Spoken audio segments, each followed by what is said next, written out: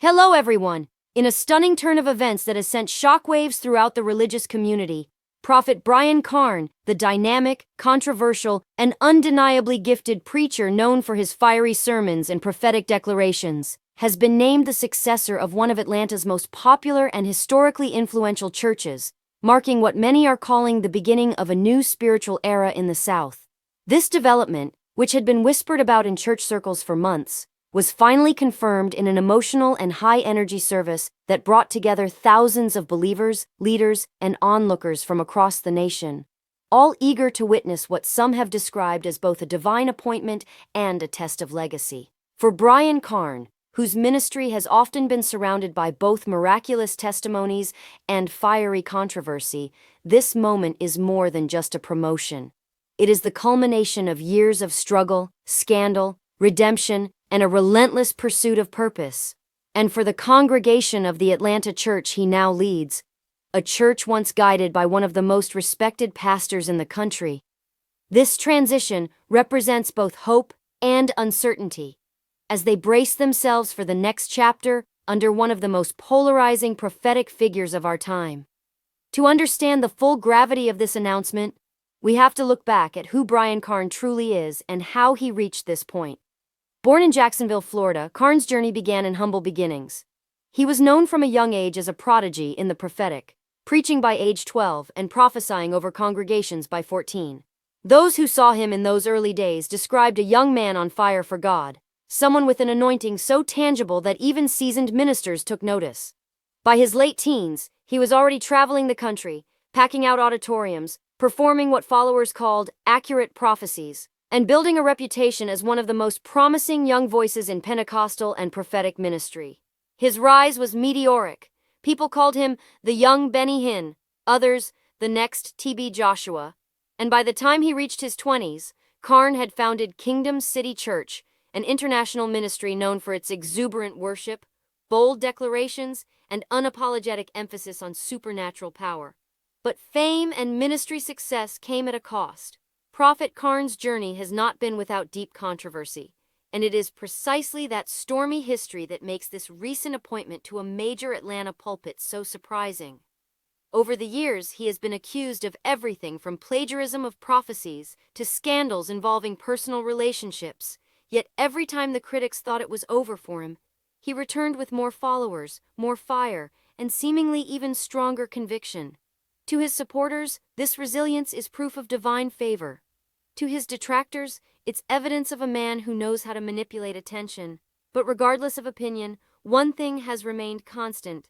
Carn's name gets people talking. His ministry thrives on boldness, the kind that either inspires or offends, with very little room in between. The Atlanta church he now leads is not just any congregation. It's one with a deep legacy, founded decades ago by a beloved spiritual father whose sermons, outreach, and community service made it a cornerstone of Atlanta's faith culture. When the news broke that the founding pastor was stepping down due to age and health, speculation began immediately about who could possibly fill such monumental shoes. For months, names circulated: local bishops, megachurch leaders, and nationally recognized pastors. But no one expected that the fiery prophet Carn, a man with both unmatched charisma and a complicated public record, would be chosen as the heir apparent. Insiders say the decision was made after months of private meetings and prayer, with the outgoing pastor expressing that he felt led by God to anoint Carn as his successor, despite the murmurs of concern from some elders. During the official installation service, the atmosphere was electric. Cameras rolled, the choir sang with full force, and the audience erupted when the announcement was made. Prophet Carn, dressed sharply in a white suit, took the stage and delivered what many are calling one of the most powerful God never sermons calls of the his career. perfect, he declared, his voice trembling with emotion. He calls the chosen. You may not understand his methods, but you cannot deny his results. The crowd roared, and even those who had come skeptical couldn't deny the presence and energy in the room. He spoke about revival, unity, and restoration, promising to honor the church's history while also ushering in a new era of prophetic fire and outreach. Behind the scenes, however, reactions were mixed. Some church members, particularly those who had been under the original pastor's leadership for decades, expressed reservations about Carn's appointment. "We wanted someone stable, seasoned, and free from controversy," one longtime member said privately. "Prophet Carn is talented, no doubt, but he brings baggage." Others saw it differently, interpreting his past as proof of divine grace. "If God can redeem and use David, he can use Brian Carn," said another. "This man has survived storms most of us couldn't endure." That's strength. The church's younger members, especially those drawn to Carn's vibrant preaching style and social media presence, are reportedly excited about what this new leadership could mean. Revival services, media expansion, and a renewed emphasis on supernatural experiences that appeal to a generation hungry for authenticity. Prophet Carn, aware of both the excitement and skepticism surrounding his appointment, addressed it head-on in his first full Sunday as senior leader. "I know some of you don't understand why I'm here," he said, "but let me tell you, I didn't choose this. God chose this. And if God put me here, no man can remove me." He spoke candidly about his past, admitting that he's made mistakes but emphasizing that his calling never changed. "The devil tried to destroy me because he saw what God was about to do through me. But what the enemy meant for evil, God turned for good." His raw vulnerability drew tears from some in the audience, and by the end of the service, even the most hesitant congregants were on their feet. Industry observers are already calling this one of the boldest ministry transitions in recent memory. The Atlanta church is known not only for its massive following, but also for its influence in both the Black church community and the larger Christian media landscape. With Prophet Carn now at the helm, many expect a shift toward modern prophetic culture, more digital evangelism, prophetic live streams, and an unapologetic emphasis on miracles and deliverance. "He's not just inheriting a pulpit," one religious commentator noted. "He's inheriting a platform that could redefine urban ministry in the South."